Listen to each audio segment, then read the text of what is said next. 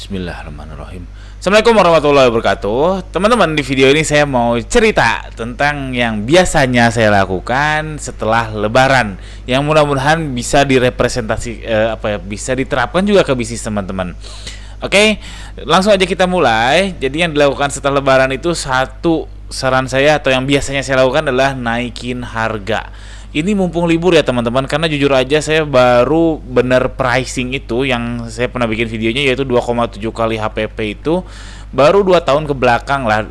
Ya setahun sampai 2 tahun ke belakang. Sebelumnya pricing saya juga salah. Makanya produk laku, laris manis, cuman uangnya kemana, bingung. Nah itu kemungkinan besar karena pricingnya ada dua kemungkinan besarnya. Satu, pricingnya ngaco. Kedua, inventorinya juga nggak benar. Jadi uangnya banyak tersimpan dalam tanda kutip di barang.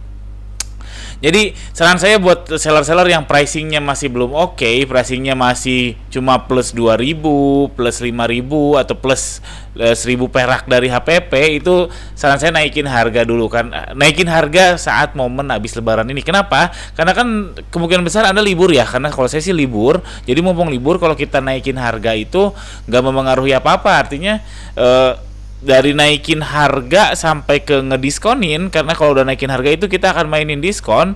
Itu kalau di Shopee itu minimal 7 hari. Nah mumpung libur, jadi 7 hari ini nggak kerasa karena berlangsung di saat toko lagi libur. Jadi nanti kalau udah naikin harga, pas toko masuk kita mainin, Anda atau saya mainin diskon.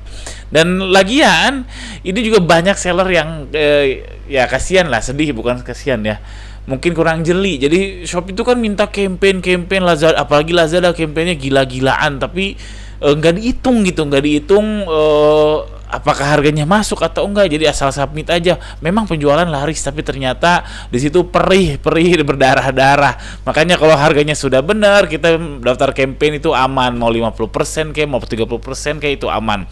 Nah sayangnya ini ya mungkin karena saya pengalamannya jualannya di fashion ya, jadi mungkin cocoknya untuk di fashion. Tapi kalau buat teman-teman yang lain mungkin jualan elektronik atau jualan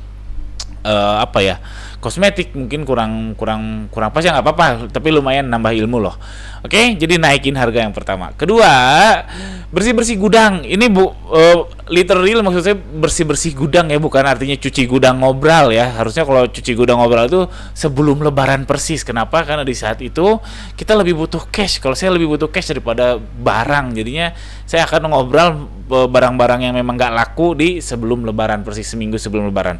Jadi saran saya habis Lebaran itu bersih gudang fisiknya ya, bukan cuci gudang promo, ini fisiknya.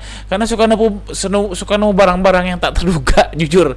Jadi kalau saya sih jarang ke gudang. Jadi kalau bersih gudang saya lihat, ternyata loh kok ada ini, wah sayang banget, loh kok ada ini ya.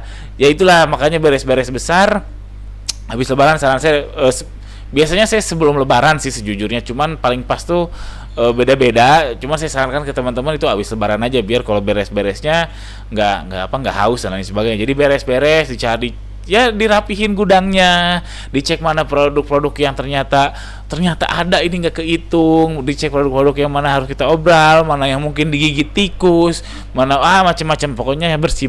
Bukan hanya gudang ya, tapi kantor juga. Jadi saran saya bersih. Oke. Lalu yang ketiga, nah ini penting, riset produk lagi. Jadi setelah end game Lebaran, banyak produk yang best seller, habis Lebaran belum tentu best seller, tapi itu kemungkinan besar masih tetap laku, cuman nggak langsung mencuat. Nah hati-hati, jangan langsung nyetok banyak. Nanti di poin nomor 4 saya akan sampaikan. Nah mumpung pasar lagi lesu, mumpung pasar lagi belum naik, belum 11, belum 12, saran saya banyak riset produk. Jadi banyakin produk, mau yang fashion kayak, mau yang reseller kayak, mau yang apa, banyakin produk aja. Jadi misalkan nambah produk A, B, C, D, E, beli produk ya, entah itu produksi, entah itu nyetok dari supplier, cobain aja A, B, C, D. Nah saran saya jangan banyak-banyak ya. Ini kesalahan saya yang saya alami di vlog Deep Hood. Jadi Deep Hood itu brand baru, dan salahnya itu nyetok terlalu banyak, jadinya ruginya luar biasa. Itu ikutin vlognya di Rabu malam jam 19.30 ya. Nah kalau yang ini habis Lebaran ini, saran saya nyetok banyak produk aja. Nggak usah banyak-banyak, tipis-tipis aja, 3 pieces kek atau 5 pieces kek atau maksimum 12 pieces kek per artikel atau per SKU ini. Nanti lama-kelamaan ketahuan, B laku, A nggak laku, yang ini obral. C obral, E obral, B restock, D restock. Nanti ditandingin lagi mana yang laku sehingga nemu best seller baru. Begitu seterusnya dan seterusnya. Ini namanya riset produk lagi. Nah, ini ya kalau udah biasa jualan di Shopee, di Lazada seharusnya udah nggak masalah soal judul, soal foto udah nggak masalah. Cuman yang jadi masalah adalah bagaimana kita menyiapkan produk yang memang dibutuhkan market kita. Makanya kalau saya aliran tebang pilih, launching aja produk sebanyak-banyaknya. Saya nggak pakai mikir sekarang trennya lagi apa, sekarang politik seperti apa, politik dunia seperti apa. Nggak kayak gitu. Kalau saya di fashion, saya bikin aja produk sebanyak-banyaknya, desain sebanyak-banyaknya, yang laku pertahankan, yang nggak laku obral, buang, jual. Oke? Itu saran saya. Kalau yang reseller atau nyetok ke supplier juga sama aja, nyetok aja sebanyak-banyaknya, 3 pieces sampai 5 pieces cukup. Lalu terakhir yaitu ngitung data ulang. Jadi data ulang itu hati-hati teman-teman. Saya kalau ngitung data-data yang sebelum lebaran, karena itu namanya, kalau bahasa kerennya itu false positif. Kalau teman-teman ngitungnya masih pakai linear atau ngitungnya ya saya juga ngitungnya linear, ngitung standar, ini kan penjualan lebaran tuh naiknya kayak gini. Nah, kalau kita pakai hitungan biasa itu peramalannya akan seperti ini, padahal kan nggak mungkin habis lebaran itu faktanya akan turun seperti ini dia. Nah, hati-hati, perhitungannya akan ngaco. Itu mungkin di 3 sampai 4 minggu awal aja. Itu akan ngaco karena kita akan membentuk tren baru di sini. Jadi makanya saya bilang bahwa lebaran ini adalah end game-nya, karena data-data yang sebelumnya jadi nggak kepake, karena data iklan saat lebaran itu tentu lebih baik daripada data iklan setelah lebaran, jadinya nggak kepake. Makanya kalau perhitungan maxi PC-nya akan ngaco.